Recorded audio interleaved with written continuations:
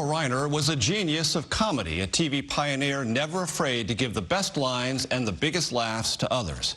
His friend Mel Brooks says there was no better straight man in the world. Carl Reiner died Monday night. CBS's Chip Reed has a look back. Welcome, American. Carl Reiner first found America's funny bone in 1950 on Sid Caesar's Your Show of Shows. Do you realize what talking movies will mean for you? At last! Over the next 7 decades, he had one laugh-out-loud success after another. The Dick Van Dyke Show. He created the hugely popular Dick Van Dyke Show. But I like you so much better without your, And played the straight man opposite lifelong friend Mel Brooks in The 2,000-Year-Old Man. Did you practice polygamy in those days? I never practiced it.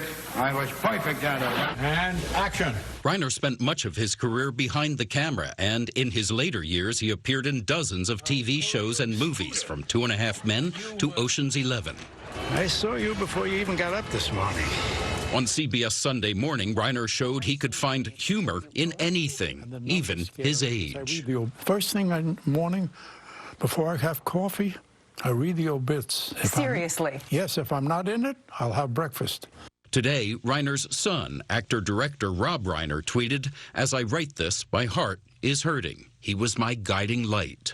Just 3 days ago, Carl Reiner wrote, "I have lived the best life possible by having met and marrying the gifted Stella LeBost." His beloved wife of 65 years died in 2008. In the sometimes cruel field of comedy, he was a kind and loving man to the very end. Carl Reiner was 98 years old. Chip Reed, CBS News. Kind and very, very funny.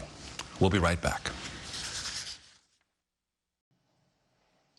Finally, a tribute to a master of comedy. Carl Reiner, iconic funny man, TV pioneer, and father of Rob Reiner, dying at 98. Joe Fryer now in a lifetime of laughs. Everybody loved the new lines. It's easy to recognize Carl Reiner's face. always said that I like you so much better without your, But he's equally known for his mind as a writer and director. Born in the Bronx, Reiner's big break came in the 50s, performing on Sid Caesar's Your Show of Shows. Get out, and get out fast. From there, he teamed up with comedy legend Mel Brooks.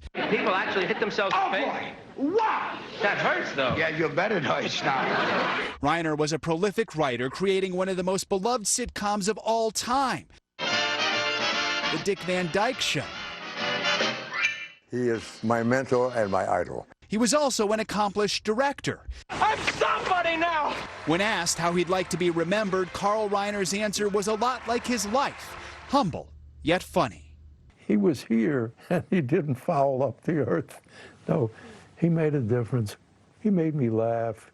Joe Fryer, NBC News.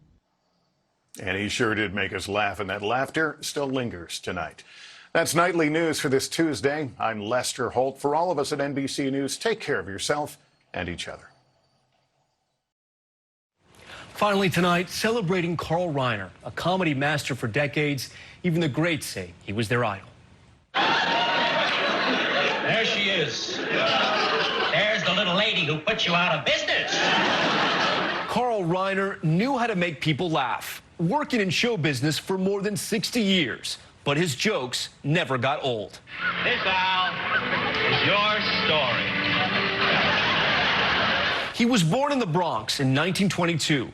After high school, he took a free acting class and joined a theater group that eventually landed him on Broadway, where he would be discovered.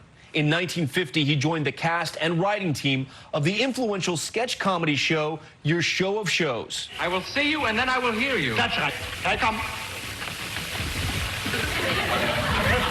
You hear that? Hello? You hear that? Oh, yes.